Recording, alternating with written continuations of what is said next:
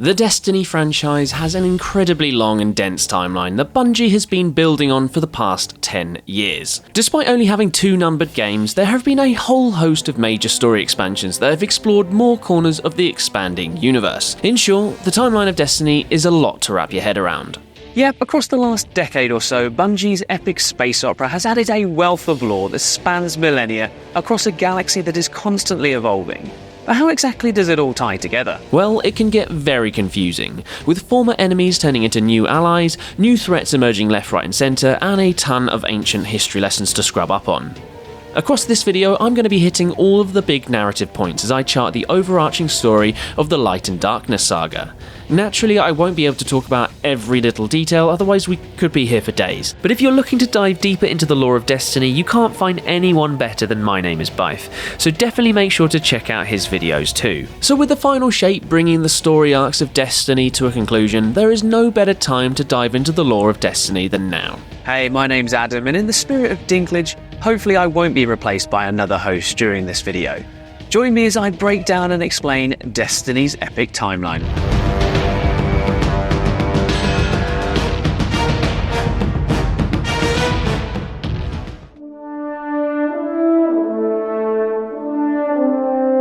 The story of Destiny, like all good mythical fiction, is about the fight between good and evil, or in the case of Destiny, the fight between light and darkness. Emanating the power of the light is the mysterious Traveller, a giant spherical machine-like entity that is capable of amazing feats, such as terraforming entire planets and helping to establish advanced civilizations.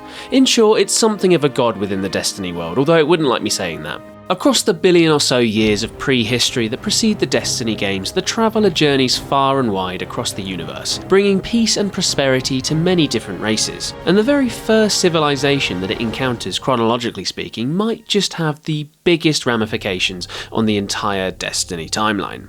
So buckle in, pals, as we are getting into the big lore right away. Namely the origins of one of the key antagonists for the entire series, the Witness, as well as the true meaning behind their ultimate goal, the final shape, which rounds out the story arcs for Destiny 2. Okay, so the first civilization that the Traveller visits is the homeworld of an ancient humanoid race who come to revere their giant spherical god as the Gardener. The Traveller bestows gifts aplenty to its newfound civilization neighbour, and the world flourishes, eventually entering into a golden age of prosperity. As time goes by though, the world's civilization seeks more from their benevolent Gardener, specifically a sense of meaning to their privileged lives. This quest for answers eventually leads them down a dark path, and millennia on from their initial meeting with the Traveller, they head out into the unknown stars to find out the meaning of their existence. This brings them into contact with a darkness-infused entity known as the Veil, which gives them all the answers that they crave and more, namely an end state of perfection for the universe that goes by the catchy name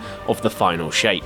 With their goal nearly complete, the humanoid species bring the Veil back home with them in a bid to fuse it with the Traveller and bring about their plans, and the Veil even allows them to alter the universe's reality itself. Only when they arrive back home with their gift for their spherical god, the Traveller took one look at the Veil, which also happens to be the yin to the Traveller's yang, and got the hell out of Dodge. Naturally, this didn't put a stop to the utterly mad humanoid species, and as a result, they doubled down on their balmy efforts to attain the final shape. And so they stumbled upon the obvious answer of mass sacrifice. Yep, utilising the Veil, the mad civilization fuses itself together using the power of ritual sacrifice into a single dark and powerful entity known as the Witness. As we'll discover across the timeline, the Witness has a pretty sordid history in its years in the wilderness, namely the recruitment of a key disciple in the form of the lad Rulk, more on him later, and the creation of an entire monstrous species known as the Hive, more on them in just a sec. Anyway, back to the Traveller, which eventually winds its way into the path of humanity, which naturally benefits from the golden touch of the giant orb when it enters into our galaxy, the Sol System. And this brings us right up to the present day, or September 2014 to be precise, also the time when the original Destiny launched. This is the time that humanity first encounters the Traveller, when it parks itself smack bang above the red planet Mars. Earth sends out a team to intercept it, made up of a contingent of astronauts from an alliance between the USA, China and Russia, and this fabled meeting between humanity and the Traveller leads to a golden age for us humans, as the soothing voice of Bill Nye, the actor, not the science guy, tells us. It was a time of miracles. We stared out at the galaxy and knew that it was our destiny to walk in the light of other stars. Thanks, Bill. His character, the Speaker, regales the feats of the Golden Age of humanity in the prologue of the original Destiny.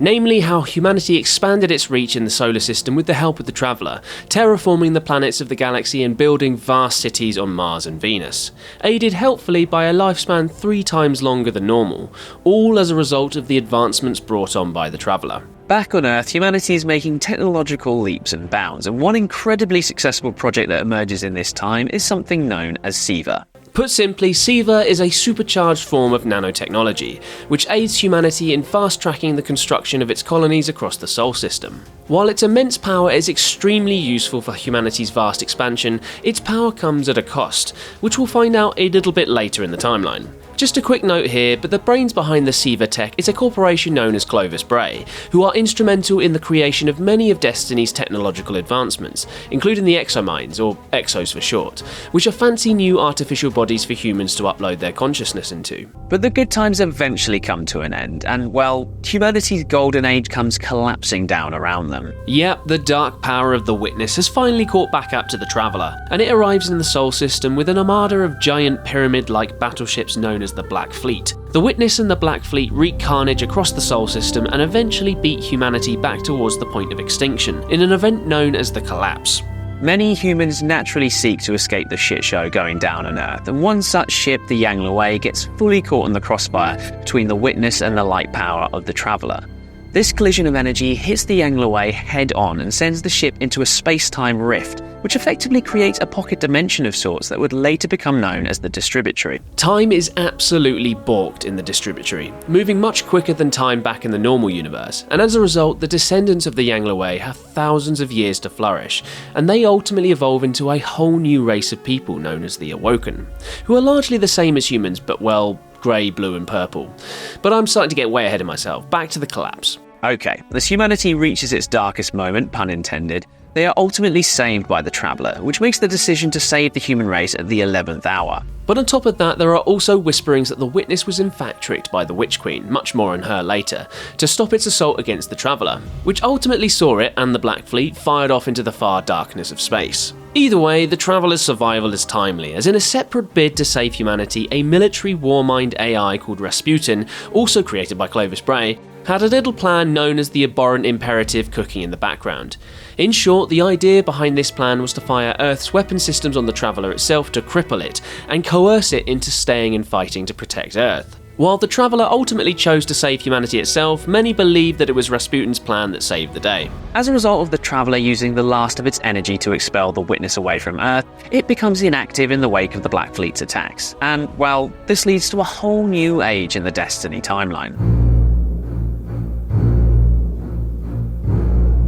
Welcome to the Dark Age, pals. It is not a happy time. Across the Dark Age, humanity basically suffers even more at the hands of a legion of different races from across the universe. For starters, there are the Fallen, a species of insectoid-like raiders, who also benefited from the Traveller and consequently suffered their own collapse known as the Whirlwind, and they arrive in the Sol system looking to reclaim the Traveller for their own gains. Then there are the aforementioned Hive, an ancient race who crave the destruction of other civilizations in order to fuel primordial parasites, the worms, that live within their bodies. Yeah, they're pretty rank. Anyway, during the Dark Age, the Hive establish their base on the moon and rapidly start expanding their empire across the Sol system. On top of those two meet the Cabal, a highly militaristic race who idolise the glory of war, and are basically Destiny's answers to the Space Marines of Warhammer 40k. They set up shop on Mars, but their Martian outpost is just the tip of the iceberg when it comes to this warmongering species. But they have unwelcome neighbours on the Red Planet in the form of the Vex, a species of cyborgs who are literally as old as the universe itself. Their core mission in life is to basically turn anything and everything they can get their hands on into a machine, and they will fight anyone that gets in the way of that mad goal. So in short, the human race have their work cut out in the Dark Age. But fortunately for humanity and its allies, the Traveller has one last gift before it goes completely AWOL. In one of its final acts before settling down for a very long nap, the Traveller uses the last of its power to create the Ghosts, tiny little flying eye robots. Their sole purpose in life is to locate and revive deceased warriors worthy of harnessing the Traveller's light, in order to help get humanity and its allies back on their feet. These light bearers will eventually become the iconic Guardians, warriors brought back to life to help fight the good fight in lieu of the Traveller. Only some of the revived Guardians turn out to be absolute wrong-uns, and instead of protecting the people of Earth, they, well, subjugate them. These bad lads go by the name of the Warlords, and they largely run riot throughout the Dark Ages. The Warlords' dominion over the peoples of Earth comes to a shaky end when they are opposed by a new generation of Guardians who've decided that enough is enough. This new breed of Guardians, dubbed the Iron Lords, stamp out their evil predecessors and set up a new world order where they vow to protect the people who have suffered since the collapse. The Iron Lords put their money where their mouth is and get to building a new bastion for the survivors of the collapse, and they construct what becomes known as the Last City underneath the Traveller, which brings us rather neatly into the City Age.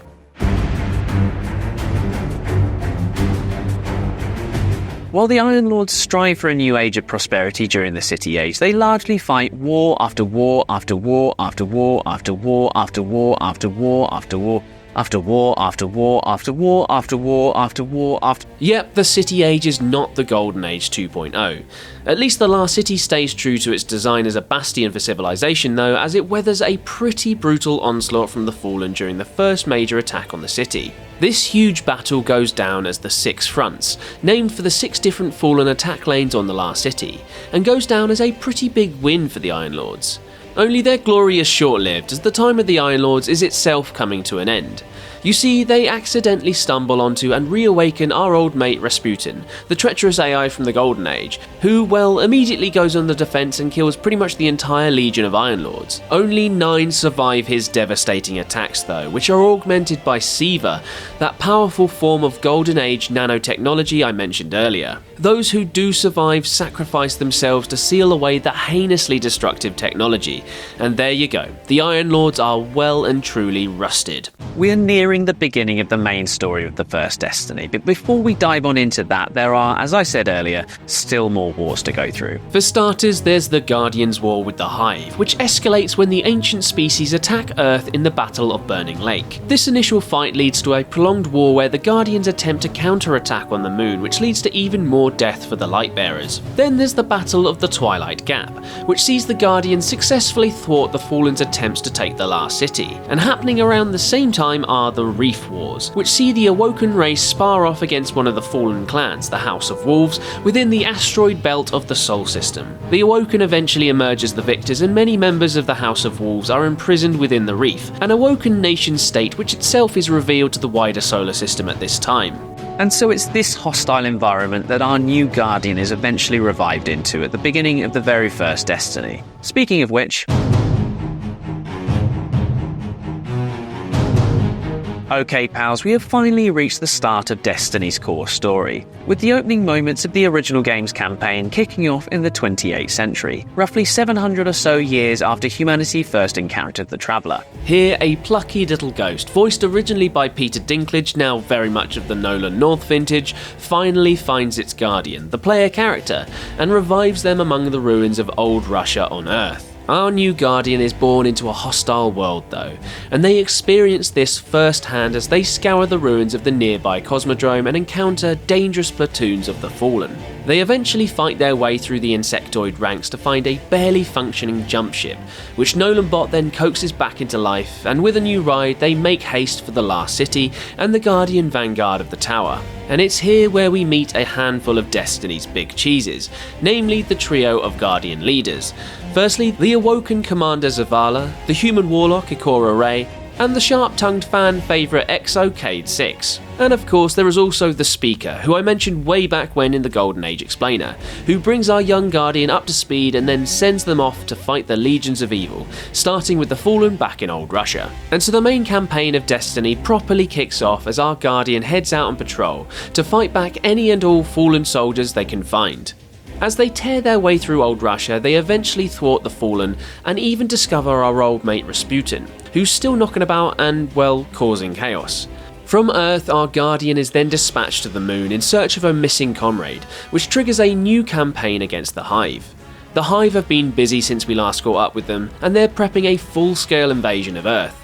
The Guardian naturally throws a spanner in the works by quelling an ancient Hive ritual that was attempting to drain even more power out of the Traveller. You see, the Hive had stumbled upon a shard of the Traveller, which then became the centrepiece of their grim ritual. Either way, the Guardian puts a stop to that and even relinquishes an ancient powerful weapon called the Sword of Crota from the Hive to boot. From the Moon, our Guardian then travels to the ruins of Venus, when they get a mysterious message from an exo-stranger. After landing on the planet and fighting their way through a Vex ambush, our Guardian eventually meets up with the mysterious stranger, who implores our hero to put a stop to the Vex, who she basically describes as excessively evil. She points the Guardian in the direction of something known as the Black Garden, the source of the Vex and their power. In short, by travelling to the Black Garden and ripping out the black heart that sits at its core, the Guardian will significantly weaken the power of the Vex and allow the Traveller a chance to finally heal. Only getting to the Black Garden is easier said than done, and so our Guardian heads to the reef to speak with the awoken nobility, chiefly Queen Mara Sav and her pedantic brother Prince Aldrin Sav. The Queen reluctantly agrees to help our Guardian, but says that they'll need the head of a Vex Gate Lord in order to see through their mad plan. And so back off our Guardian pops to Venus to hunt down a Vex Gate Lord, which they do at the top of the Endless Steps, which it turns out did have an end. Anyway, with a successful hunt under their belt, one Gate Lord head is deposited at the feet of the Queen. Only that's really just a quarter of the job done. The Queen then tells our hero that they need to take the eye found within the head to Meridian Bay in Mars to access the Black Garden, but again, that's easier said than done. You see, Mars is basically a large-scale battleground between the Vex and the militaristic Cabal, and our hero has to fight through the hordes of both to even get within spitting distance of the Black Garden. Our Guardian has built something of a reputation by this point though, and so the ranks of Cabal and Vex are cut down as they journey towards their goal. After charging up the Eye of the Gate Lord, the Guardian enters into the Black Garden, which as the Ghost remarks is located totally off the grid, and eventually discovers the Vex midway through a weird worshipping ritual at the Black Heart. The Guardian interrupts the ritual the only way they know how, with a hail of bullets, and this leads to the Black Heart spewing out energy and bringing a trio of creepy statues to life. And with the three monstrosities dispatched, the Guardian destroys the heart, which transports the Black Garden back into the here and now of Mars, cripples the Vex's stronghold, and grants the Traveller the much needed boost it needs. Only there is still a threat looming towards the end of Vanilla Destiny's campaign. Yep, with the Black Garden destroyed, a new Vex stronghold emerges on Venus in the form of the Vault of Glass. And so begins the very first Destiny raid, as a fire team of Guardians descend into the vault to eliminate the Vex Overseer, a big bad by the name of Atheon times Conflux. And this is no easy task, as they are following on from the failed attempts of a previous fire team that perished at the hands of the Vex during the City Age. One lad on that squad was a Guardian called Kaber, who went a little crazy with all the Vex tech and ultimately created a weapon called the Aegis, which the latest Guardian fire team utilises to put Atheon down for good. Job's a good un.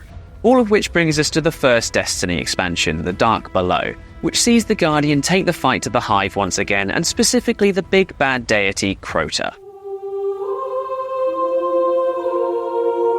In the wake of the climactic events of the main campaign, the tower gets a brand new tenant in the form of the ex-Guardian Eris Morn, and she does not bring good tidings. In short, Eris was a part of a strike team that attempted to eliminate Crota during the City Age, and it did not end well for her and her team.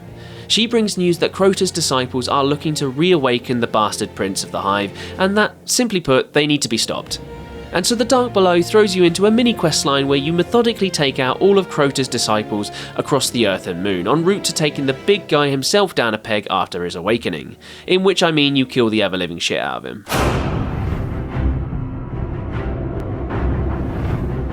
A few months further down the line, and we reach the next Destiny expansion, House of Wolves, which sees our Guardian pay their dues to the Queen of the Reef. Yep, Mara Sav is calling in the favour the Guardian owes her for her role in the whole Black Garden debacle. You see, the Awoken have something of a problem with one of their fallen prisoners. The problem being that, well, he's now an ex-prisoner. Yep, a fallen lad by the name of Skolas has escaped and is now running amok among the galaxy trying to unite the many fallen houses. He starts by uniting the titular House of Wolves and kickstarts his campaign to rally as many to his cause as he can. Naturally, Queen Mara Sav wants the lad back and the Prison of Elders back on the reef, and so she sets up the Guardian with one of her warriors, a lass called Petra Venge, to bring Skolas to justice. And so the questline of the House of Wolves starts in earnest and sees our young Guardian track Skolas across the Sol system.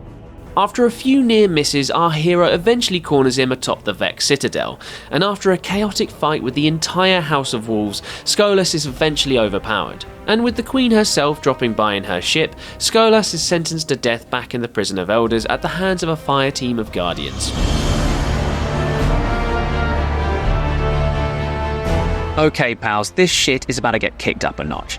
Next up on the timeline is the first major expansion, The Taken King, which brings with it a meaty new story that has huge ramifications across the galaxy. Remember Crota from like 2 minutes ago? Yeah, well, his dad ain't too happy that you killed his favourite son and he wants revenge. So about a year after the events of the Dark Below, the father of Crota, the Taken King himself, Oryx, rocks up in the Sol system with an armada of battleships, including his flagship, the Dreadnought. In preparation for a full-scale war, Oryx has drafted in an entirely new darkness-fused species, the titular Taken. While they're pretty much dark blue ombre flavours of all the alien races you've already fought across the original Destiny so far, Oryx has amassed enough of them to cause some pretty significant carnage. And this carnage kicks off right away when Oryx and his Taken forces find themselves right in the heat of battle with the Awoken, led by Queen Mara Sov and Prince Uldren. Taking place in and among the Rings of Saturn, the forces of Oryx and the Awoken fight to the bloody death. Queen Mara gets in on the action as well by summoning the Harbingers, mysterious light entities that the Awoken pretty much use as weapons of mass destruction. And mass destruction is what they do, bringing down a good chunk of Oryx's warships. But despite all the carnage, the Harbingers leave nary a scratch or dent on the Dreadnought itself, paving the way for a clinical Oryx victory. And with the Awoken fleet in tatters, Oryx flies away as the clear victor. But not only that, the Taken King also supposedly kills our good pals Queen Mara and Prince Uldren, and I say supposedly as, spoilers, this is not the last we see of this royal pair. Anyway, this all takes place before you even start the game, so let's get to that bit now. So with all that death and destruction across the galaxy, the Guardian Vanguard springs to action in putting a stop to the Taken King.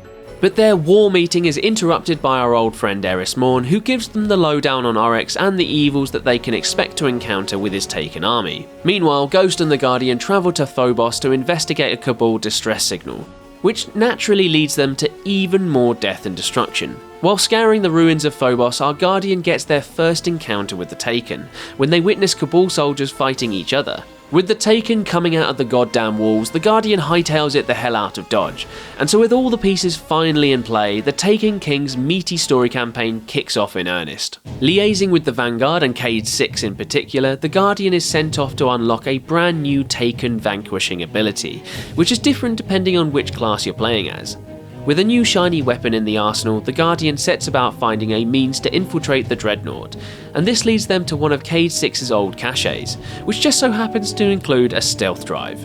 With the drive installed on Eris Morn's old chip, because, and I quote, it smells like Hive, the Guardian makes it onto the Dreadnought, and by the skin of their teeth as well, as the stealth drive is busted, and the ship gets destroyed by the biggest of big guns from the Taken warship. Aboard Oryx's ship, the Guardian discovers that the Cabal have also infiltrated the Dreadnought. And when I say infiltrated, I mean rammed their ships right into the hull of the old warship. After rooting around in the Cabal ship for intel, the Guardian and the Ghost decipher that they need to become Ascendant to have any chance of getting close to Oryx for a confirmed kill. And to do this, they basically have to crash Crota's funeral to nick a piece of his soul. And so, just like that, well, combined with even more stealth tech courtesy of frenemy AI Rasputin, our Guardian is able to waltz right up to Oryx's domain on the Dreadnought to confront the Taken King and commit a little regicide. But here's the catch. Despite killing the king, in his physical form at least, Oryx's soul lives on in a place that is known as the Throne World. You see, the Taken King isn't completely dead, he's just mostly dead. And so a fire team of Guardians look to rectify their mistake in the King's full raid, where they finally defeat Oryx once and for all.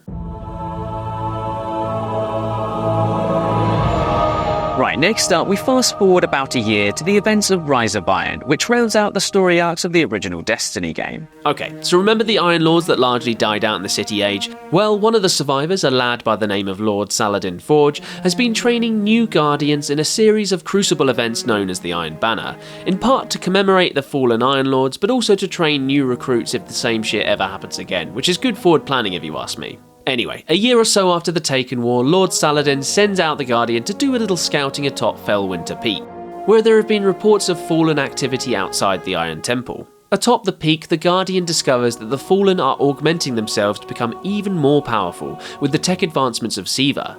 And what's worse, they're being led by a revived version of a former strike boss, Sepix Prime, who now goes by the ridiculously arrogant title of Sepix Perfected. The Guardian naturally fights back and eventually reclaims the Iron Temple from the fallen invaders, and this brings them into the path of Shiro 4, an old mate of our old mate Cade 6. Also on the team trying to stop the Siva superpowered Fallen is an Iron Temple archivist by the name of Tyra Khan, and she points the Guardian in the direction of Mars and the facilities of Clovis Bray to gather more intel surrounding the Siva virus. This all leads back to Earth and specifically the Plaguelands region, where the Guardian and the Ghost venture deep into Fallen territory to the Tomb of the Iron Lords, the site where they were destroyed by Siva. After a prolonged fight with Siva-flavoured versions of the deceased Iron Lords, the Guardian eventually wins out, destroying the temple and sealing the remnants of Siva within. And with this, the Siva crisis is largely brought to a close, and the Guardian returns to the Iron Temple and is anointed as the first of a new generation of Iron Lords by Lord Saladin. But the Guardian isn't the only visit to the Iron Temple, as it's revealed that there is another Iron Lord still knocking about from the good old days, and this knight goes by the name of Lady Ephrodite. Ephrodite largely enters the scene to take over Iron Banner duties from Saladin during the Siva crisis, but it's nice to know that old Sal isn't alone. Anyway, the events of Rise of Iron and the cycle of story content for the original Destiny is all rounded out with the Wrath of the Machine raid.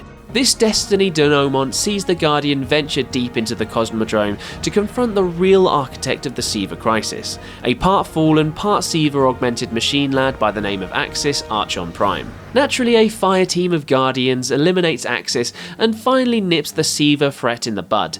And with that, Destiny ends with an uplifting little cutscene where the speaker gives his thanks to the Guardian and their hard work fighting back the evils of the galaxy. Ain't that nice?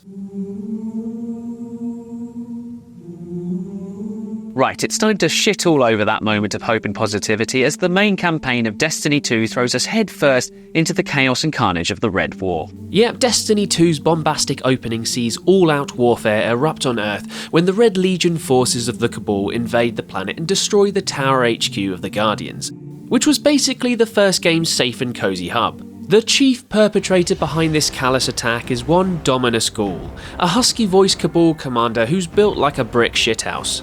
Anyway, while the Cabal are busy attacking anything and everything, Ghoul's forces attach a giant harness-like device to the Traveller, which begins draining the giant orb of its critical light power. This naturally has massive ramifications for the Guardians and their ghosts, both of which are intrinsically linked to the Traveller's light power. And with it effectively switched off to a degree, our Guardian loses their powers and along with their ghost is kicked off the tower by Ghoul. And just like that, the last city, so long a bastion for Earth survivors, is toast. Luckily, this doesn't completely kill the Guardian, and they awake 2 days later with a banging headache, presumably. After locating and reviving their ghost, the Guardian eventually runs into a group of non-Guardian humans on the outskirts of the last city, led by a lass called Soraya Hawthorne, who also has a handsome bird lad by the name of Lewis. He's a good boy. They get as far away from the last city as they possibly can and eventually set up shop in a settlement within the European Dead Zone. The EDZ is located right next to a giant shard of the Traveller, which takes up a fair chunk of the horizon, and when the Guardian and the Ghost travel to the shard, they effectively recharge their light and reinstate all of their powers. Alongside their newly rekindled powers, the Guardian also fixes the EDZ's comms tech, and this triggers an incoming message from Zavala, who has survived the Cabal's assault and is holed up on the Saturn moon of Titan. He puts out a distress signal calling for all surviving Guardians to rally to him so that they can counterattack and retake the last city. While Hawthorne strongly urges the Guardian not to travel to Titan, they do so anyway, and when they get there they find the moon overrun by the Hive, and so they have to fight their way through the ancient hordes to get to Zavala. The Hive is the good news in this clusterfudge of a situation though, as when the Guardian finally gets to Zavala, they learn the bad news, which is the existence of a Cabal superweapon known as the Almighty. In short, it's basically a Death Star-like battle station capable of destroying stars, and it's aiming down sights on the sun, which will naturally bring about the destruction of the entire Sol system. And with so much on the line, Zavala commits to taking down the Almighty, only he'll need a little help from his fire team, Cade 6 and Ikora Rey. The only problem is, they're missing, and this prompts a pair of search and rescue missions to find the missing Guardians. Cade 6 is tracked down to Nessus, where he's been imprisoned by the Vex in a portal loop. After breaking him free and nabbing a teleporter device in the process, Cade 6 directs the Guardian to Io, one of the moons of Jupiter, where he reckons they'll find Ikora Rey. She's gone there looking for answers on the Traveller, which was halfway through terraforming the planet back during the Golden Age before the Black Fleet invasion.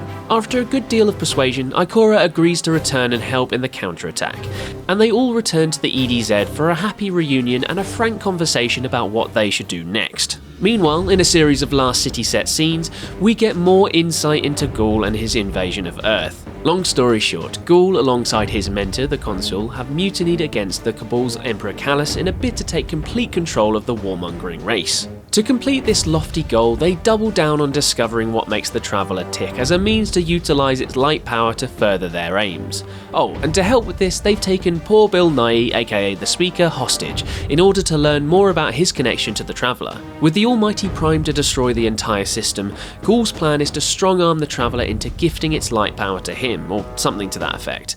Only the Speaker starts to get in his head, giving him second thoughts about his brute force methods. Back in the EDZ, the fight back has had a setback, when the team learns that simply destroying the Almighty could also destroy the Sun in the process, and, well, everything else as a result. Instead, they opt to infiltrate the Almighty and shut it down from within, again aping Star Wars to a degree.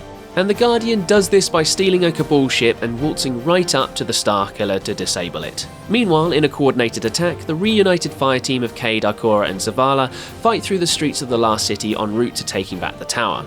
And while all of this is taking place on the streets below, there is trouble in paradise between Ghoul and the Consul, who's pretty pissed that the Cabal commander is going soft on him by wanting to earn the light of the Traveller instead of taking it by force. This altercation shockingly results in the death of the Speaker, who is brutally slain by the Consul. The infighting continues as Ghoul then strangles the Consul but finally heeds his mentor's words to take the light by force. And Destiny 2 hurtles towards the conclusion of its Red War campaign when the Guardian turns up to put an end to Ghoul once and for all. Half rhyme, half intended. After a climactic fight between Ghoul and the Guardian, the Cabal commander is defeated, only to turn into a giant light dragon of sorts. Ghoul talks directly to the Traveller, who has finally had enough of his shite, and chooses this moment to reawaken itself and, well, obliterate Ghoul. With the Traveller back up and running, it sends out a pulse of light energy, which spreads throughout the Sol system, bathing everything in an ethereal glow, and reuniting the Guardians with their lost light powers. But right at the extent of the Traveller's pulse, the light hits a fleet of ships that you will instantly recognise.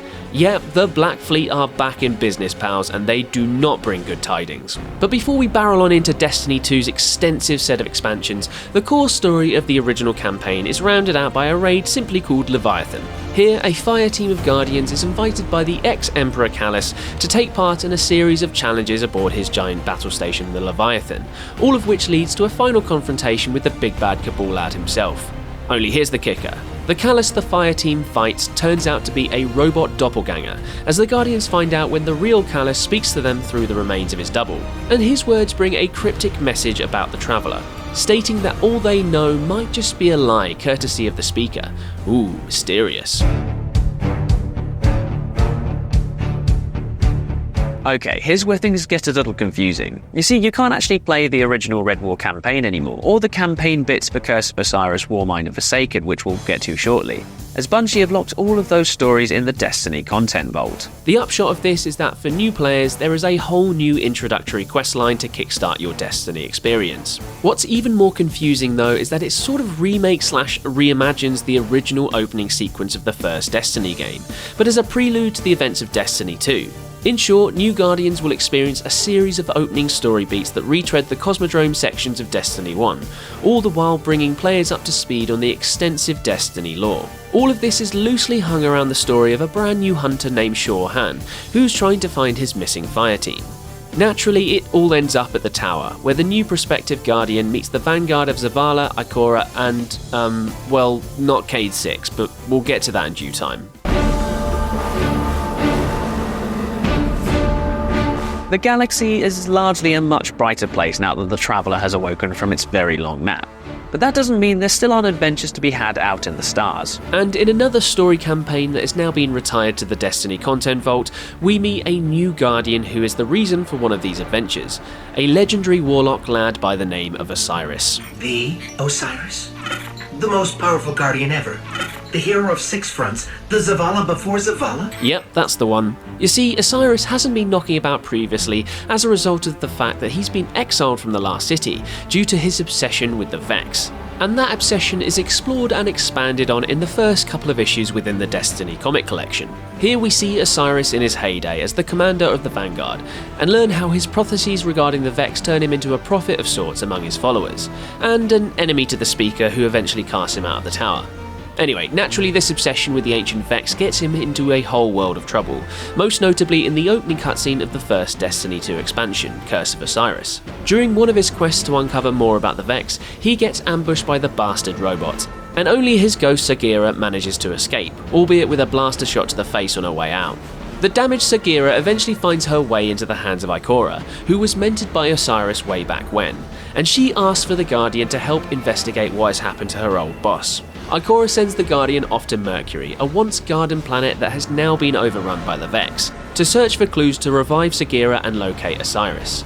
And so the Curse of Osiris kickstarts its mini-campaign, which sees the Guardian and their ghost travel to Mercury and explore its infinite forest, a Vex construct that sits at the core of the planet. Naturally, the Guardian eventually locates Osiris and thwarts the Vex, all before a happy reunion between Ikora and her old mentor. Much like the Curse of Osiris, Destiny 2's second expansion, WARMIND, centres itself around another disgraced Guardian. In this case, the hunter Anastasia Bray and her links to our AI pal Rasputin. Yep, Rasputin is back and is naturally the cause of a great deal of tension due to his whole shtick as one of the strongest weapons in the galaxy. Anna, on the other hand, is something of a tragic figure. A Guardian who has direct knowledge of her past life as a result of a handy name tag that gives an insight into her history within the Bray family. Her tragic backstory is further explored in the Destiny comic collection as well, charting her journey to rediscover Rasputin in the frozen wastes of Mars, all while grieving the loss of her partner Cameron. Anyway, WARMIND kicks off with the Guardian encountering Anna Bray via a distress signal on Mars, when she asks for help protecting Rasputin from an entire army of Hive. Actually, make that an entire army of Hive and a giant Hive worm god by the name of Zol. The Guardian reluctantly agrees to help, and the pair fight their way through hordes of Hive en route to the AI WARMIND itself. But standing in their way is Good Egg Commander Zavala, who absolutely lays into Anna Bray for breaking the Guardian's code of conduct, or something to that effect. You see, Anna Bray has broken one of the golden rules of the Guardians, and has gone digging into her past life before she was revived as a Lightbearer. With a surname like Bray, she has obvious connections to Clovis Bray, the Golden Age scientist and creator of the Warminds, and so she has a little bit of a vested interest in finding Rasputin. Either way, when Bray, Zavala and the Guardian learn that the Hive and their worm god Zol are heading straight for Rasputin, they all team up to stop the approaching hordes. Against Zavala's best wishes, the trio decide to use Rasputin itself against Zol, and they coordinate an attack that finally eliminates the threat of the giant worm. Although it doesn't out and out kill Zol, as the giant worm turns up later on for another fight before eventually being turned into a sniper rifle, as you do. Anyway, WARMIND's short story reaches its conclusion when the trio finally meet with Rasputin itself. Here we learn that the WARMIND was initially created as an all-seeing saviour, before being co-opted into something closer to a primitive weapon by future generations. Throwing aside its sordid history, Rasputin declares that it will now look to protect humanity on its own terms, which sounds like it could be a recipe for disaster, but that's a dish we'll sample from later on in the timeline. Right, after the tiny little campaigns of Curse of Osiris and WARMIND, we finally get to Destiny 2's first major expansion, Forsaken, which brings with it a whole host of changes, chief among them a new seasonal content model, but also the death of one of the franchise's most beloved characters. Yep, Forsaken kills off the fast-talking, quick-shooting Exo Cade 6 at the hands of the decidedly not dead Prince Aldrin Sov, with his final moments tantalisingly laid bare in an opening cutscene that takes place on media res. And from there we flash backwards to the events that lead up to Cade's last hurrah, where the Guardian and Cade join forces with the awoken warrior Petra Venj to help stop a breakout at the Prison of Elders on the Reef. Okay, so timeline-wise, we're about a year or so after the events of the Red War, and a couple of years on since we last saw Prince Aldrin, who's gone a little crazy in the wilderness looking for his sister Queen Mara, who is also apparently not dead. I say gone a little crazy, but he's actually been corrupted by the Taken, and manipulated by Riven, who is one of the Ahamkara species, more on her shortly. Forsaken also introduces us to a new version of an old enemy with the Scorn, who are technically undead fallen who have been revived using a Taken-infused dark ether to create an entirely new species. And it's these lads that are running amok in the Prison of Elders. All of this naturally leads us back to that opening encounter between Aldrin and Cade. You see, things go very far south during the roundup of inmates, and Cade finds himself face to face with a whole mess of Scorn, who eventually overpower him and shoot and destroy his ghost, meaning that he crucially can't be revived. And all of this reaches the moment that started the story, where Cade 6, the long-standing Hunter Vanguard, is shot by Prince Aldrin with his own gun, the Ace of Spades, leaving big shoes to fill back in the tower. Speaking of which, there is a long and somber funeral for Cade back at the Last City, where frictions start to emerge between the remaining Vanguard. Ikora naturally wants revenge against Aldrin, while Zavala favours a more cautious approach. All of this is moot, however, as Petra vows to hunt down the awoken noble and bring him to justice alongside the Guardian. And so the story of Forsaken falls into your classic revenge drama, with the Guardian venturing around the galaxy systematically killing off Aldrin's Scorn Barons, en route to a final confrontation with the awoken prince. Aldrin has been going through something of a crisis himself as a result of the Taken corruption coursing through his body. While his intentions of locating his missing sister are largely noble, he starts to suffer weird hallucinations of Queen Mara, which convince him to do some pretty heinous acts against his own people, hence why Petra is so pissed at him. All of this eventually leads to the Awoken Watchtower on the Tangled Shore, which supposedly houses a gateway to the Awoken homeland, the Dreaming City. Only when Aldrin opens up the gateway using a Shard of the Traveller combined with his own Taken-infused darkness, instead of being greeted by his long-lost sister, he gets chomped by a giant Lovecraftian tentacle monster that's at the behest of the Ahamkara Riven. Just a quick note on the Ahamkara, as they'll be quite important a little later on. In short, they're ancient wish-granting dragons of sorts, who have naturally manipulative personalities, which Aldrin can attest to. Most of them were killed long ago in the Great Ahamkara Hunt, but a few survived, chief among them Riven. Riven herself has something of a checkered history. While she was instrumental in the creation of the Dreaming City, she also willingly went along with Oryx during the Taken War, before working alongside his equally evil sister Savathun, the Witch Queen. With the Taken corrupting her, she's basically the one pulling the strings behind all the bad shit happening in the Forsaken campaign. Anyway, the Guardian helps Aldrin out of a sticky spot, literally yuck, by slaying the voice of Riven, which releases the Awoken Prince back into the here and now with nary a shred of Taken corruption. And revenge is finally served when Petra and the Guardian eliminate Aldrin on the spot with Cade's old pistol, a move that certainly ruffles some feathers back in the Last City. And with Aldrin brought to justice, Petra doubles down on protecting the Awoken way of life, namely sourcing the evil that drove her former prince mad, and finally finding the missing Queen Mara. This quest takes Petra and the Guardian deep into the Dreaming City, where the pair finally make contact with the long-lost Queen, who naturally does not have good news. You see, Riven is still a major threat to the Dreaming City, and Queen Mara directs the Guardian to eliminate the Ahamkara once and for all. And so begins another iconic Destiny raid, as the Queen opens up the Dreaming City for a fire team of Guardians to enter and slay the dragon. Only when Riven is slain, with her heart cut out no less, the problems plaguing the Dreaming City don't exactly end. You see, when the Guardians remove the heart of the dragon, it unleashes a curse across the Awoken City, as a result of the last wish granted by Riven to Savathun, the Witch Queen of all people. And so the Guardians have to clean up this mess too, and this leads them to fight all the way through to where Queen Mara is, in a throne world of her own making. Here they encounter a hive wizard who turns out to be the daughter of Savathun, who they naturally defeat in combat, which seemingly brings an end to the Taken corruption. I say seemingly as it actually resets the Dreaming City to just after Riven's death, and kickstarts a never-ending 3-week time loop until the hive wizard is slain all over again. Whew. Meanwhile, Aldrin re-enters the fray when a ghost enters into the Dreaming City and revives the Awoken Prince as a Guardian. You just can't keep that mad bastard down. At least he can't remember his previous life and all the crimes he committed, so I guess that helps. And from here we enter into a brave new world of seasonal content for Destiny 2, with the Forsaken campaign being followed up by 3 more seasons. The first season out of the blocks is the Season of the Forge, which sees the Guardian brought into the fold of a secretive annex of the tower known as the Black Armory, a Golden Age centre for incredibly upmarket weapons. The armory itself is overseen by an exo-curator by the name of Ada 1, who is extremely distrustful of Guardians.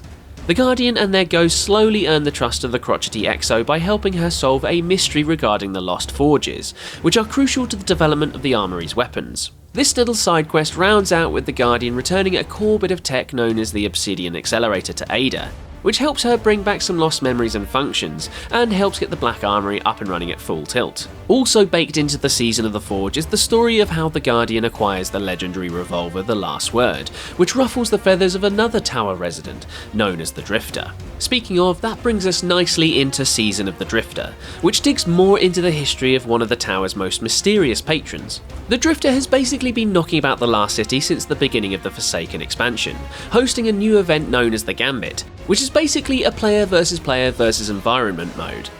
Across this season, we discover that the Drifter was a reluctant Guardian who was revived back in the Dark Age, and his side story explores his connection to a group of renegade Guardians known as the Dredgens. Long story short, the Drifter is a Dredgen and has been using his Gambit event to train even more Dredgens, and now I said Dredgens too many times and I've lost my train of thought.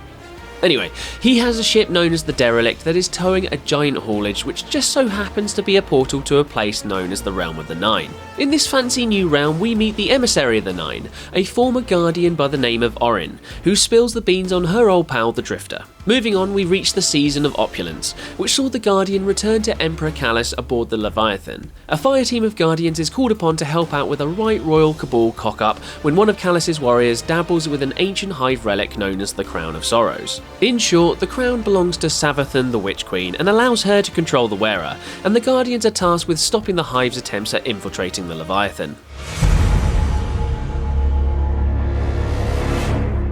Right, after the devastating outcome of the Forsaken campaign, we're on to the next major expansion, Shadowkeep, which takes place about a year or so later and brings with it a big threat. Remember the Black Fleet tease from the end of the Red War campaign? Well, they haven't quite arrived, but another pyramid spaceship has been awoken in the depths of the Earth's moon, and discovered courtesy of our old friend Eris Morn. You see, since the last time we caught up with her in this timeline, Eris has been deep into her investigations into the Hive, which has brought her to the lunar core. Here she discovers the giant derelict pyramid ship and immediately calls for support from the remaining vanguard of Ikora and Zavala. The Hive have been incredibly busy on the moon, it turns out, constructing a fancy new red castle and tower that goes by the name of the Scarlet Keep. And buried beneath these fancy new digs is the pyramid. And so Guardians come from far and wide to fight back the Hive before exploring the spooky hive minds below. I say spooky as the Guardian encounters bizarre, nightmarish versions of past foes, including Crota and Dominus Ghoul, who, just to stack the odds even more in their favour, are basically indestructible. Just as the Guardian is about to die in a great big hive hole in the middle of the moon, Eris Morn teleports them the hell out of there, and gives a little explainer for what the hell is happening. Simply put, she doesn't quite know. Instead, Eris theorises that the ship is a remnant of the darkness that brought about the first collapse, and implores the Guardian to help her get inside the pyramid to find out more. The Guardian eventually discovers that the Hive have harnessed the power of the pyramid to induce nightmares from anyone that comes near to it. Nightmares that are brought on from any past traumas that the person might have lived through, hence the return of Ghoul and Crota. Oh, and I haven't yet mentioned the weird phantoms that hang about and pester poor Eris. They're the poor buggers that made up Eris's fire team during their doomed raid on Crota. Anyway, the Guardian eventually enters the pyramid after amassing an entire set of Dreambane armour, which helps to nullify the nightmarish effects of the derelict vessel. And after fighting through their nightmarish old conquests, the Guardian finally comes across a bleak altar at the heart of the ship, which houses a strange new artefact. Upon touching the artefact, the Guardian is subjected to a creepy vision, which whisks them off to the Black Garden, now surrounded by the Black Fleet. Here they come face to face with the darkness itself, which isn't the Witness yet, but a creepy doppelganger of the Guardian. This uncanny vision taunts the Guardian by stating that they're not either friend or foe, but instead they are the Guardian's salvation, whatever that means. Either way, when the Guardian reports this back to Eris, Ikora and Zavala, they surmise that a second collapse is potentially on the horizon. And Shadowkeep's core story campaign is rounded out when Eris Morn descends into the pyramid to see the altar for herself. But instead of being presented with a vision, Eris instead appears to absorb a form of dark energy from the altar. Hot on the heels of Shadowkeep is the Season of the Undying, which sees the Guardian come up against an army of Vex that are invading the moon. As part of a fire team, the Guardian storms the Black Garden in an attempt to quell the Vex invasion, which leads to another climactic boss fight with the Undying Mind, an enemy that the Guardians last fought all the way back in the Dark Below.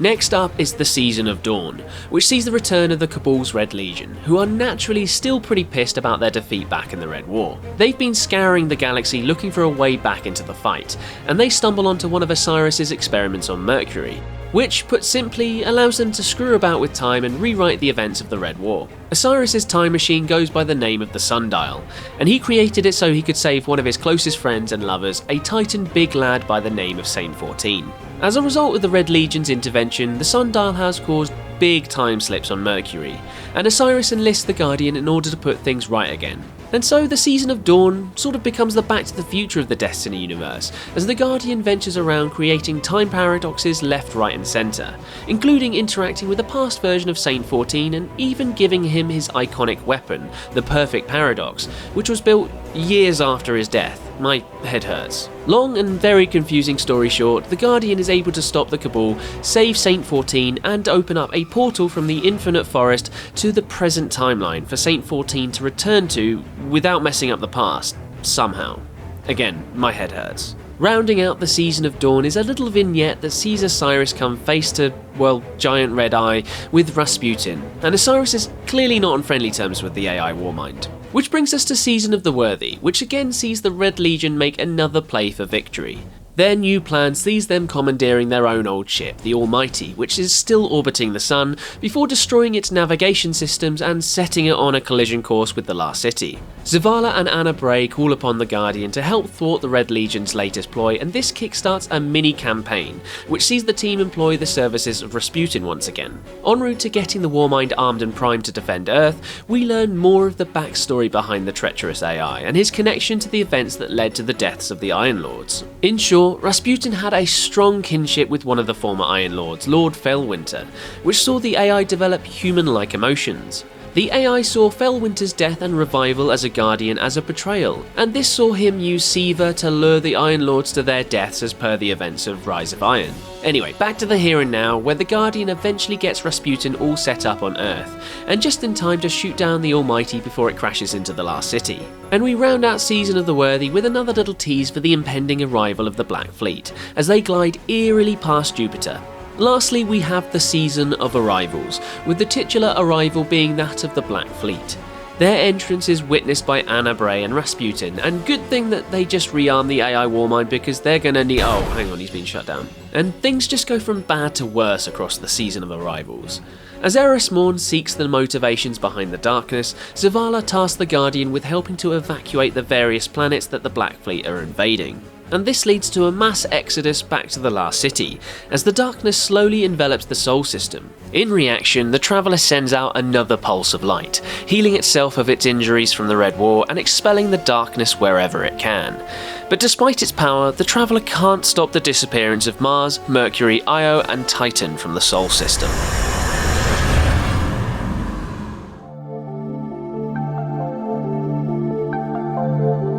With the Black Fleet spreading slowly across the Sol system, Destiny 2's next expansion, Beyond Light, takes place on the frozen wastes of Jupiter's moon Europa. Here, the Guardian comes back into the path of Varix, one of the Fallen who was responsible for the prison break back in Forsaken that eventually led to the death of Cayde 6.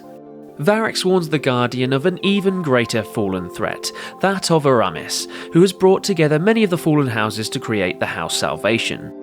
Her strength is bolstered by something known as stasis, which allows her to wield the powerful energy of the darkness. Naturally, the Guardian quickly becomes overwhelmed by the power of Aramis and her troops, but is saved in the nick of time by, of all people, the Exo-Stranger that was last seen back in the original Destiny campaign, so way back when. This mysterious Exo-Samaritan turns out to be Elsie Bray. the granddaughter of Clovis and sister of our old pal Anna Bray, although she's not too fond of her grandpaps due to his various tyrannical past experiments.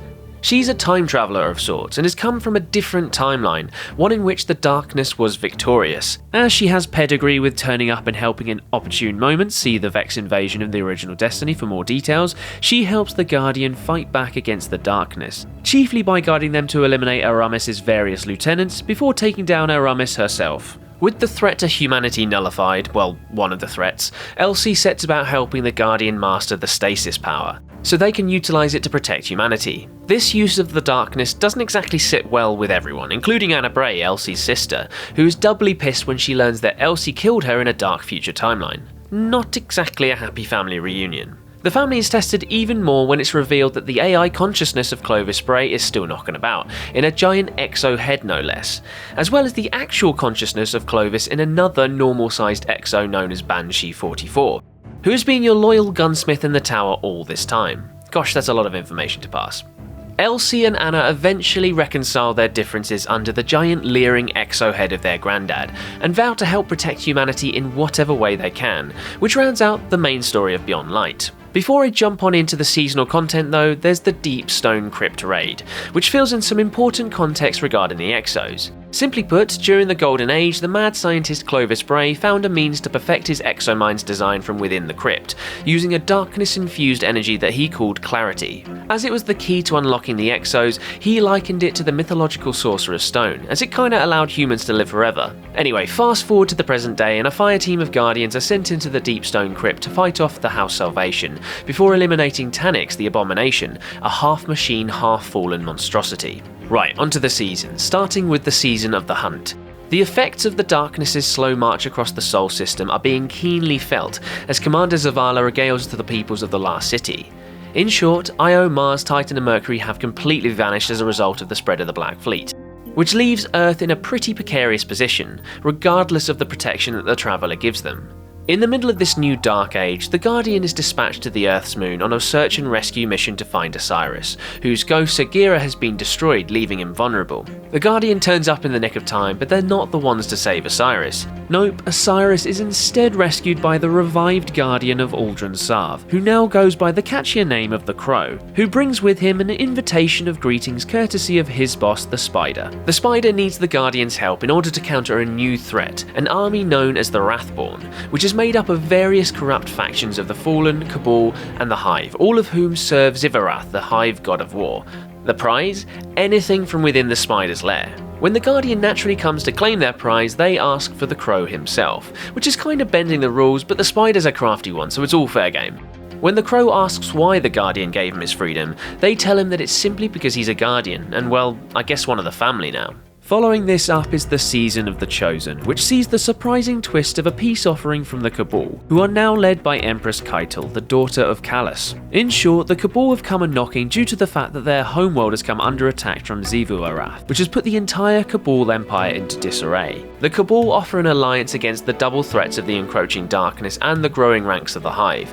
But the peace talks break down when Zavala and Osiris refuse to bend the knee to the Empress to join her empire, and the two parties walk away without forming a joint alliance. Zavala's decision puts a target on his back, and as the season progresses, he has to deal with several assassination attempts from a rogue Cabal faction known as the Conclave. To counter these, Osiris employs the Crow to become Zavala's personal bodyguard, albeit with a mask to hide his true identity. Amidst all the failed assassinations and growing tensions between the Vanguard and the Cabal, Keitel and Zavala agree to meet once again to reach a truce that will see the fighting come to an end. But during a blood oath ritual, a rogue assassination attempt nearly kills Zavala, but is thwarted by the Crow, whose real identity is revealed in the process. Zavala fortunately doesn't fly off the chain and instead thanks Aldrin for his intervention. Keitel meanwhile vehemently denies anything to do with the assassination attempt and sends troops off to find the rogue assassin. Following on from this shaky truce, we have the Season of the Splicer, which sees the darkness slide even closer to the peoples of the Last City,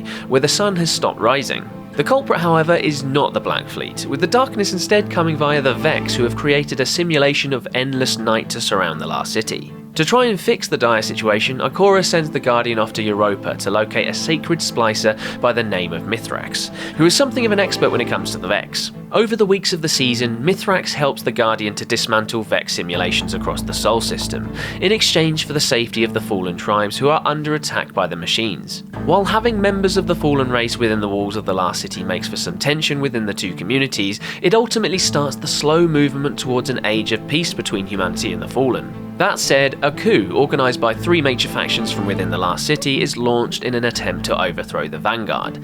And in a shock twist, information is being fed to the factions via a traitor from within the tower, which ends up being OSIRIS. Yep, the legendary warlock is feeding intel to the leader of the coup, Lakshmi II, who also ends up dying when she's tricked by OSIRIS into letting the Vex invade the Last City. Bearing in mind all of this is very un-OSIRIS, but we'll get to that shortly. As they fight against the Vex, the Guardian learns that the machines have been infected with taken energy courtesy of the Witch Queen Savathun, who's aiming to undermine the safety of humanity. Long story short, the Guardian foils the Witch Queen's plans, shuts down the Endless Night simulation, and plays a key role in protecting the Fallen from more Vex attacks, in a kick-ass cutscene that sees many members of the Vanguard take part, albeit not OSIRIS, who's naturally implicated in the shady goings-on with the coup against the Vanguard. Lastly, we have the Season of the Lost, which sees Mara Sov return to the fore with a wish to take back the Dreaming City. The Guardian and members of the Vanguard travel to the Dreaming City to talk to Queen Mara, but they also find OSIRIS there, who in a shock twist is revealed to actually be Savathun, the Witch Queen. In short, Savathun has actually been masquerading as OSIRIS ever since he was rescued back on the moon.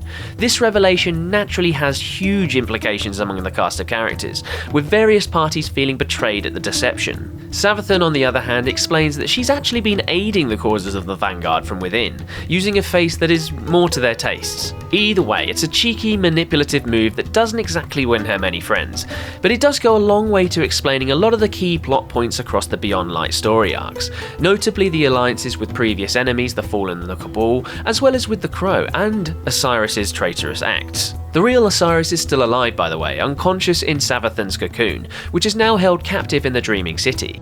Savathun also causes havoc by giving the Crow back his original memories, which kinda sends him off on a downward spiral.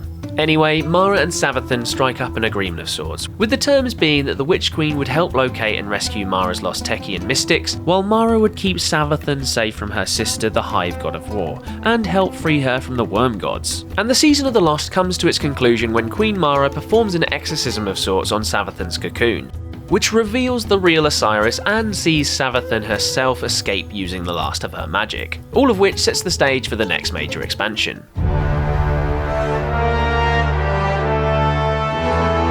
Okay, next up on the timeline is the Witch Queen expansion, which naturally continues on the story of Savathun and her treachery. But first, let's recap a few things, as there's been a lot of information so far. To put things simply, Savathun, the Witch Queen and sister of the Taken King Oryx, is one of the core leaders of the Hive, and they have a very close link to the darkness as a result of their core belief in carnage and chaos above all else. Savathun's part in all of this has largely been one of deceit and deception, as we learned firsthand in the seasonal content of Beyond Light.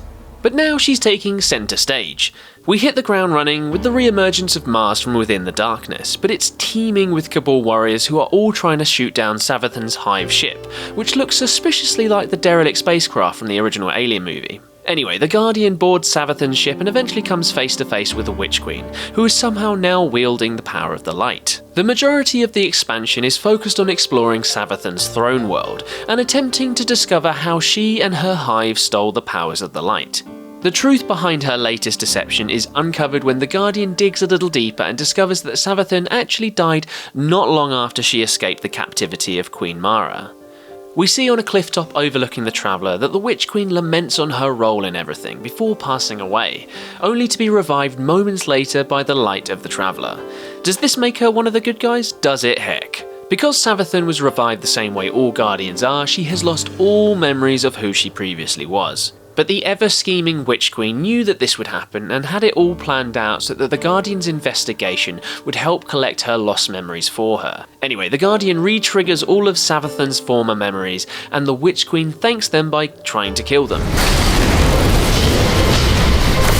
This revelation completely bamboozles everyone back at the tower, and this leaves the Vanguard questioning the decision-making of the Traveller. Ikora then digs a little deeper into the whole situation and eventually uncovers a memory that reveals the truth behind the Hive, notably that their origins were born out of the deception of the Witness, who tricked a young Savathun and her sisters into releasing the Worm Gods. With this new information, the Guardian takes one final stab at killing off the Witch Queen, who's midway through transporting the Traveller to her own throne world. When the Guardian tells Savathun the truth behind the Hive's origins, it completely knocks her for 6.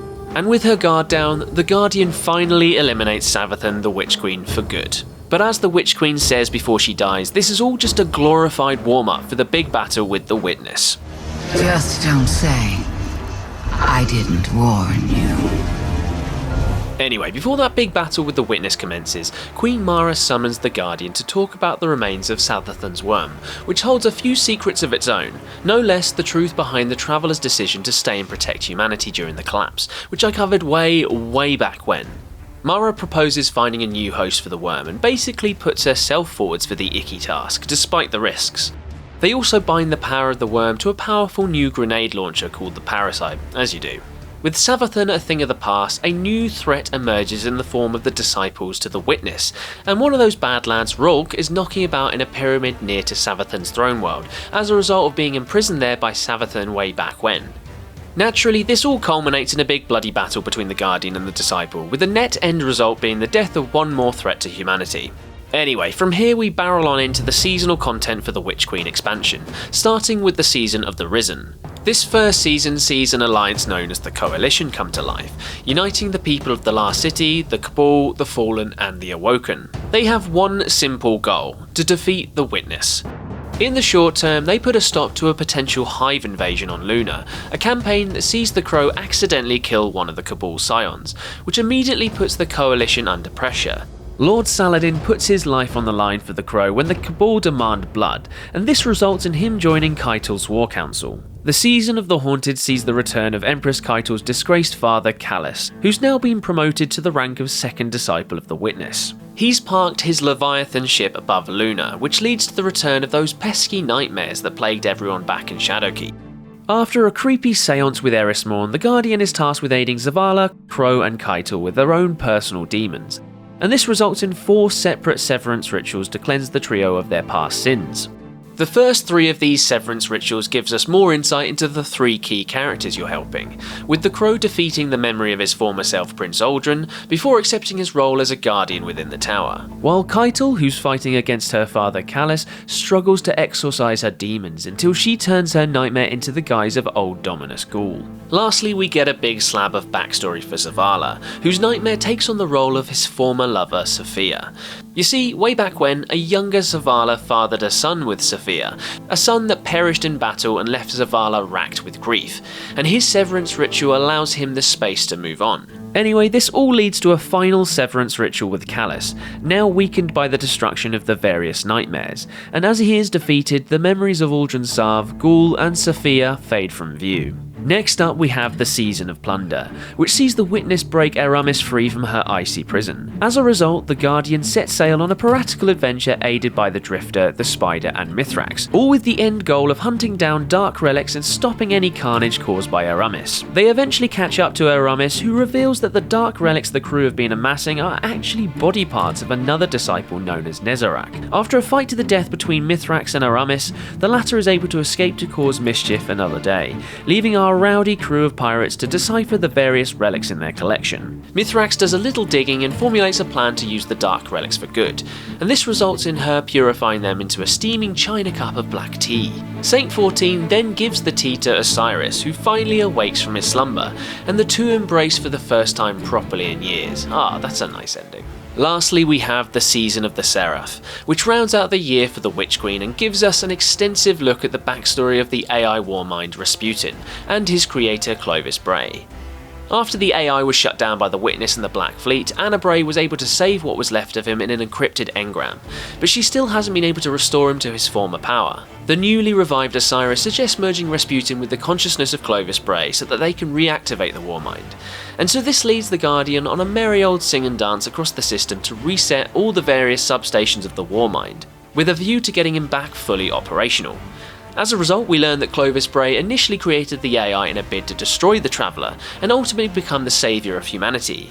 Anna Bray, in her pre-Guardian form that is, inadvertently stopped this mad egotistical plan though, by teaching Rasputin to think for itself by exposing it to human history, art and literature. Meanwhile, during all of this, the Hive God of War Xivu Arath is threatening a full-scale invasion of Earth by utilising Golden Age tech known as the Warsats. In an emergency coalition meeting, Queen Mara proposes that they keep the fight with the God of War at a stalemate, so they can continue their efforts to fix Rasputin, which will help turn the tide of war in their own favour. And the season reaches its conclusion as Aramis enters the fray under the watchful eyes of the Witness, having breached the Warsats. She then triggers the Abhorrent Imperative, which Rasputin nearly triggered all those years ago in a bid to destroy the Traveller, which then starts ascending into the sky. But Rasputin has one last trick up its non-existent sleeve, and it sacrifices itself to put a stop to the Abhorrent Imperative, which destroys the Warsats as a result. And with that, the Traveller is in a bit of a precarious position in Earth's orbit, as the Black Fleet continue on their relentless flight towards it.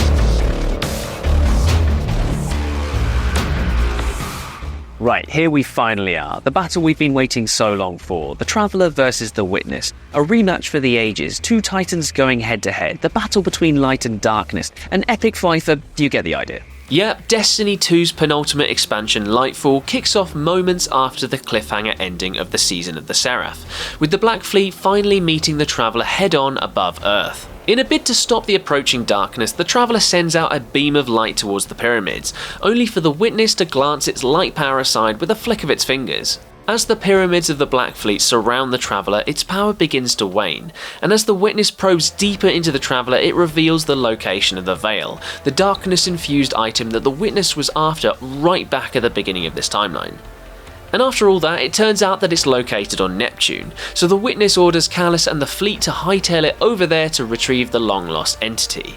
OSIRIS races off in pursuit, and the Guardian is tasked with protecting the wayward former Vanguard, as he no longer has a ghost to revive him in battle. And so the narrative takes us to the cyberpunkian city of Neomuna, home to a fancy new faction of tech-savvy humanoids, the Neomuni.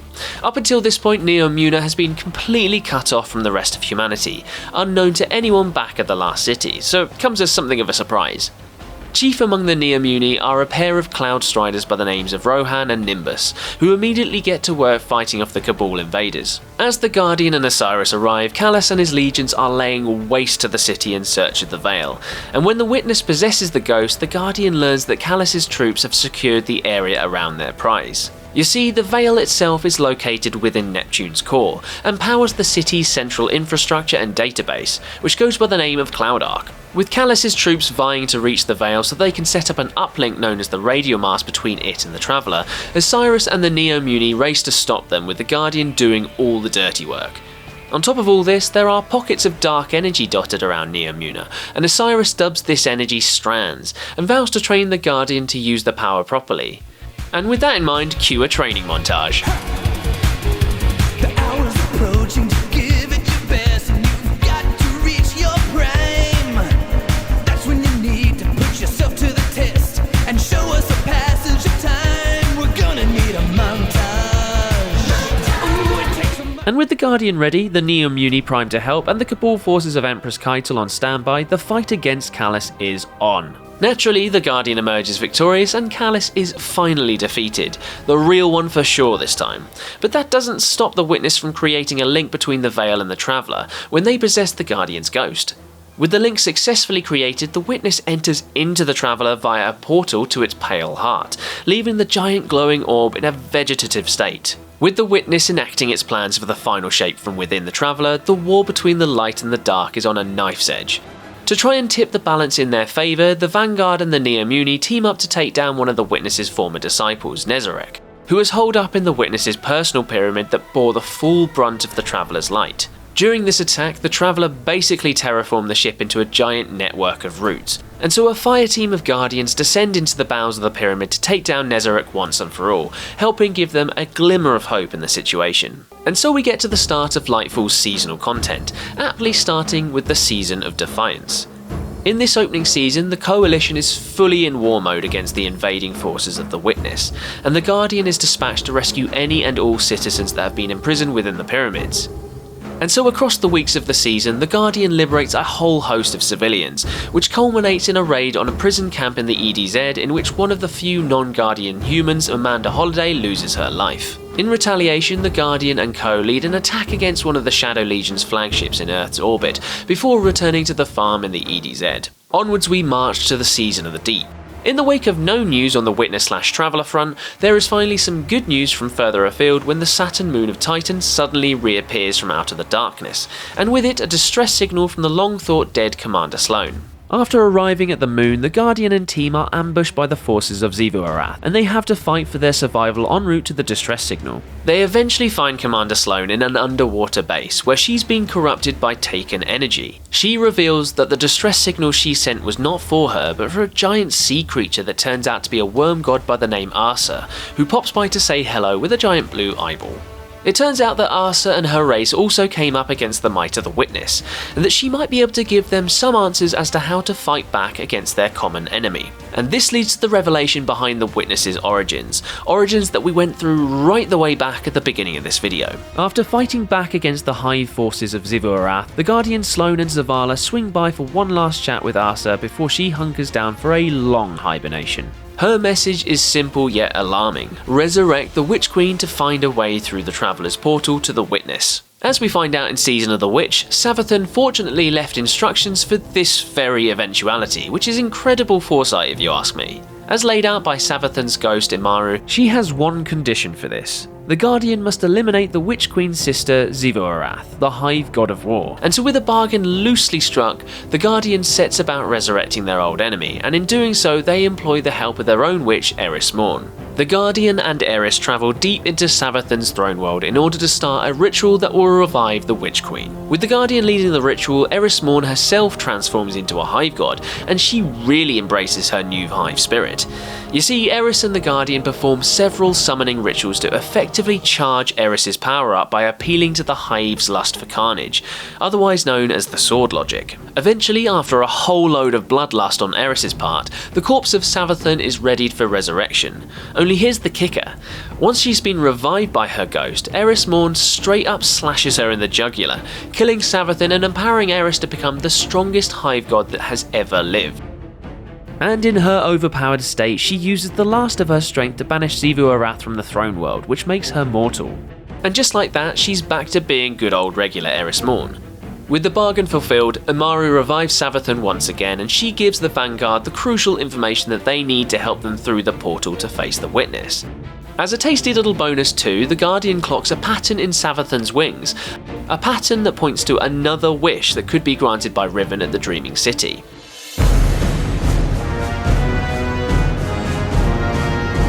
Speaking of wishes, that newfound one comes in incredibly handy during the Season of the Wish, the most recent season before the latest expansion, the Final Shape. So with the discovery of the last wish, the Guardian hightails it over to the Dreaming City for a meeting with Queen Mara, who states that they will need to summon the only spirit capable of granting it, Riven. Last seen when she was killed back at the end of the Forsaken campaign. Once summoned, the spirit of Riven states that she will grant the last wish if the Guardian can complete one final task for her, to save all of her eggs from within her lair beneath the Dreaming City. And so the meat of the story for Season of the Wish sees the Guardian securely rounding up all of Riven's eggs so that the ancient Ahamkara can grant them the wish that will see them safely through the portal. In order to actually locate the eggs though, the Guardian has to navigate the ley line network of the Ascendant Plane to bring the eggs home safe. To make matters even trickier, the Vex stick their noses in and steal one of Riven's eggs, taking it back to the Black Garden on Mars. The Guardian hightails it after the evil machines and eventually tracks the egg down, which they locate next to the remains of another Ahamkara. This old skeleton turns out to be what's left of Riven's old mate Tyrannus, which triggers a heartbreaking tale about what happened to the two star-crossed dragon lovers. The pair fell in love way back when and bore eggs in the Black Garden before their kind were hunted down in an event that took place hundreds of years before the first Destiny campaign. When Riven was imprisoned by Oryx during the Taken War, Tyrannus was totally bereft, and he sacrificed himself to protect his and Riven's eggs. In order to do this, he had to make and then grant his own wish, all in the hope that the eggs would remain safe and then one day be discovered. And when the final egg is retrieved, Riven agrees to grant the final wish, but with one small caveat. It will only allow one person to travel through the portal. And so the Vanguard hunker down to decide who that person should be. But before they can decide, the Crow volunteers himself for the task. Though he faces some reluctance from the Vanguard, they finally agree to let him go through the portal, and task him with finding a way to unlock the opening from the other side so that the rest of the Vanguard and crucially the Guardian can come through too. And as the last wish is granted, the spirit of Riven disappears, her part in the fight against the darkness complete. But as the Vanguard awaits news from the Crow, the armies of the Witness launch a fresh attack on the last city. An attack that makes up the bulk of the mini-update Into the Light. And so in their most dire hour, the peoples of the last city have to fight back against the might of Xivu Arath, the Taken and the corrupt fallen House Salvation, in a bid to survive a deadly siege, so that they might finally be able to take the fight to the Witness. But in the final cutscene of Season of the Wish, we see the moment that Crow arrives within the pale heart of the Traveller. And who does he immediately bump into? Only bloody Cayde 6, which makes for something of an awkward reunion. After they both find mutual ground talking about the topic of death, they join forces and Season of the Wish comes to a close with a classic Cayde 6 wisecrack. Yeah, I don't have to call you Prince anymore, do I?